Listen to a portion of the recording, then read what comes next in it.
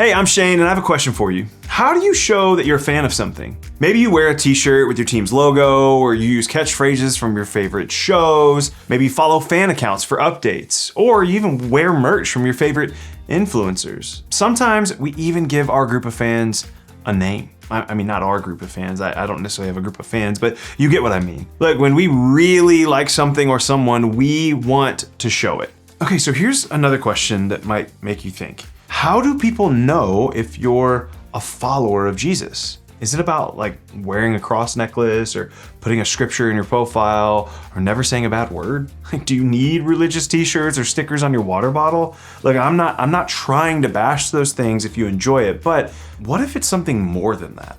Of course, you know this. It is something more, right? After all, being a fan of something is not the same as following someone. But still, as a teenager in today's world, it can be really difficult to know what following Jesus is supposed to be like. I mean, let's think about this a little bit differently. For example, what does it look like to follow Jesus at school, at home, on the basketball court, in the band or orchestra? How does following Jesus change more than just the clothes we wear, the music we listen to, or where we spend our time? How does following Jesus change who we actually are?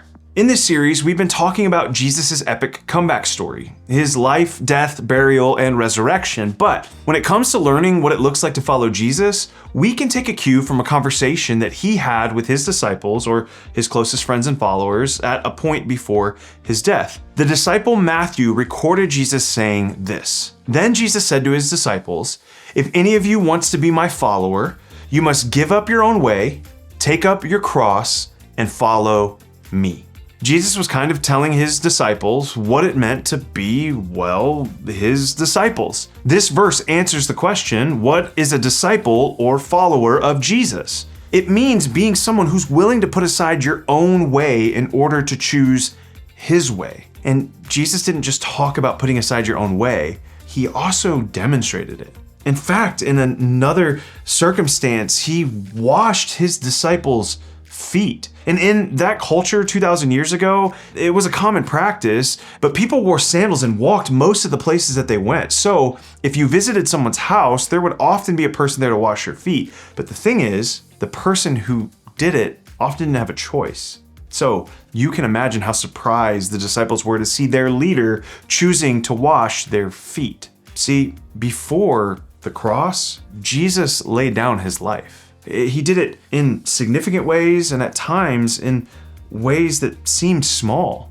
but he still was consistently giving his life away. One of the last things that Jesus did before he went to the cross was humble himself and serve his disciples. He even washed the feet of the close friends who would go on to betray him, deny him, and go into hiding when he needed them most. Then after doing that, Jesus said this, "And since I, your Lord and teacher, have washed your feet, you ought to wash each other's feet.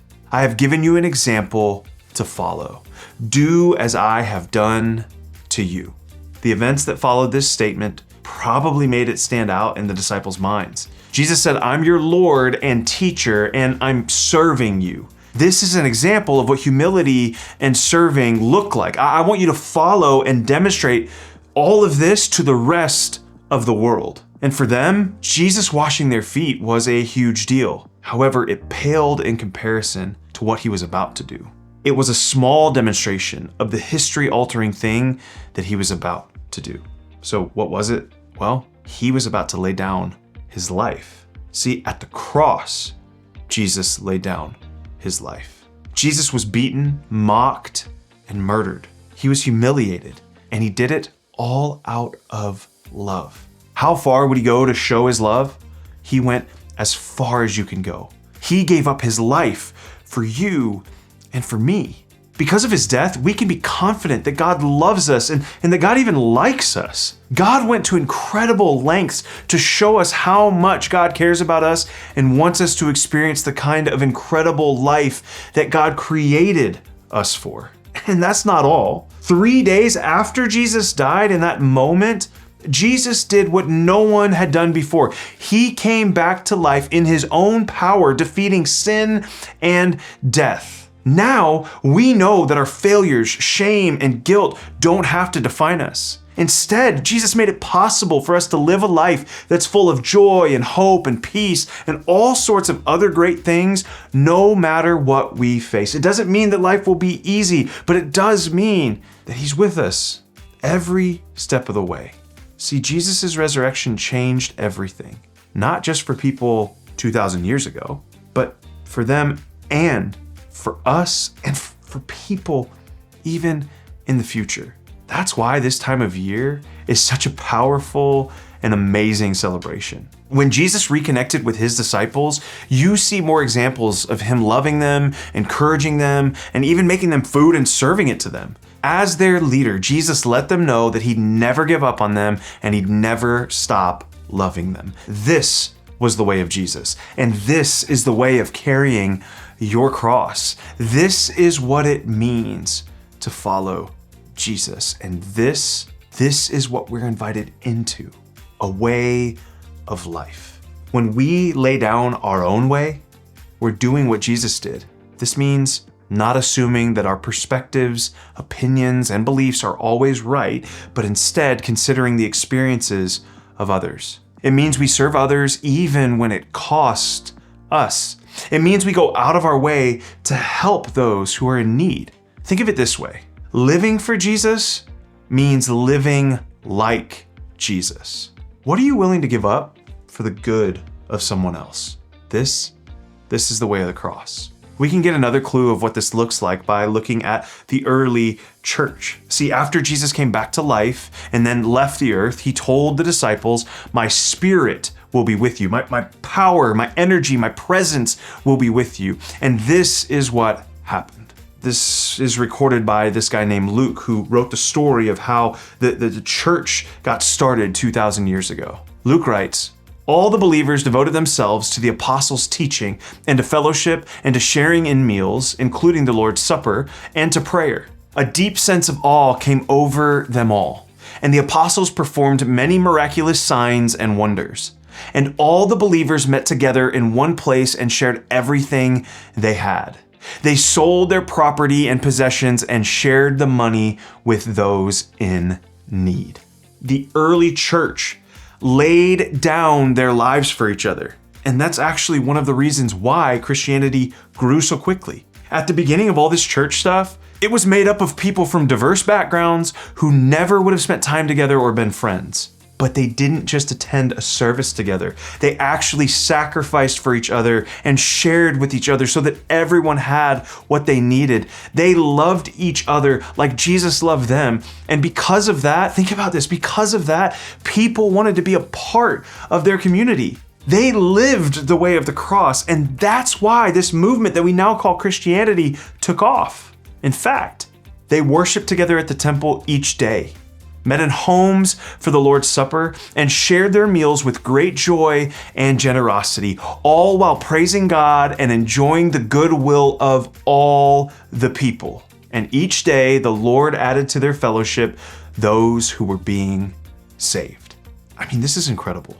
And that word share, as we read from Luke's writing, is now joined by words like joy and generosity. See, these people at the very beginning of this movement weren't laying down their lives because they felt like they had to. It wasn't a duty or an obligation. It wasn't something that was just like popular in their community. Their lives had actually been made new. Their leader had given up his life for them. And some of them had seen the resurrected Jesus. His disciples, they had had their feet washed by him, and he'd even served them meals after he came back to life. And now those disciples and all the other people who had decided to follow Jesus, they were choosing to follow his example. And when they did that, they showed everyone what it looked like to live like him. Okay, so let's talk some more about what this looks like for us today. We talked about how following Jesus isn't just about the clothes we wear or the music that we listen to. We know it's about giving up our own way and following him, but practically, how do we do that? Well, here are a few ways that we can begin. First, give up your own way by practicing empathy and serving others. We practice empathy when we're willing to pause our own opinions and perspectives to consider someone else's experiences. Let's Go back to what we talked about a little bit earlier. This means that at school, we listen when people tell us their stories. We ask questions. We take a genuine interest in other people. We don't dominate the conversations, demand all the attention, and make it all about us. We seek to genuinely care about others. This means at home, maybe we take out the trash without being asked. Maybe we spend some time with our younger siblings or step siblings. We play with them. We give them some of our undivided attention. Or maybe we help do the dishes or put away the groceries. We choose to serve.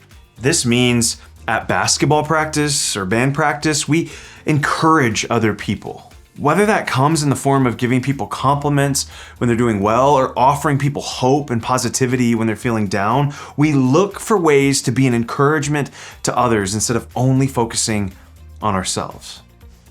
When we give up our own way, we demonstrate what Jesus' love looks like to the world around us. And it looks a lot like those things. Okay, so that's the first step we can take. The second one is this: follow Jesus and get to know Jesus. We can't follow someone we don't know. When Jesus told his disciples to follow him, it literally meant spending time together, traveling together, and being friends. In the same way, we can only follow Jesus if we're in a relationship with him.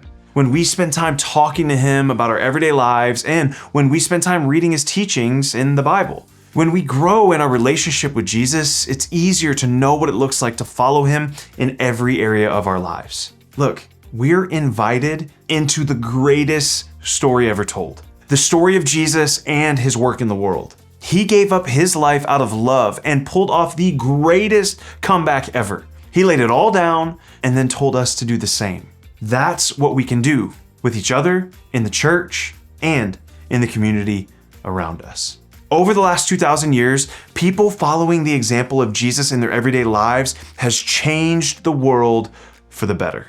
The way of Jesus has given people more love, dignity, care, joy, and peace. The way of Jesus has shown people what life is really supposed to be like. So imagine if that story continues today. Imagine how your school, friendships, family, community, and even our world would change for the better. Imagine how your life would change for the better.